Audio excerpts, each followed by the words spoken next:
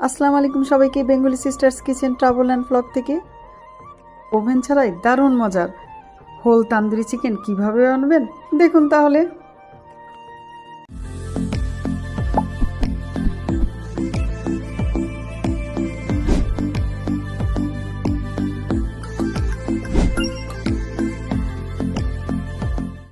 আমি নিয়ে নিলাম মিডিয়াম সাইজ একটা চিকেন। তারপর আমি উল্টে পাল্টে পেঁচিয়ে পেঁচিয়ে কেটে নিলাম যাতে ভিতর পর্যন্ত মশলা ঢুকে নিলাম। তারপরে লবণ দিয়ে ভালো করে ধুয়ে নিলাম, ধুয়ে শুকিয়ে তারপর মশলা দেওয়ার পালা।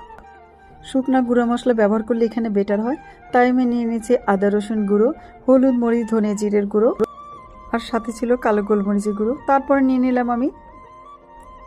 নিলাম সাথে এলাচ দারচিনি জায়ফলের গুঁড়ো, আর নিয়ে নিলাম ফুড কালার আর লবণ। ভালো করে দিয়ে দিলাম তেল আর ভিনেগার দিয়ে মশলাটা মাখিয়ে নিলাম আমি চিকেনে।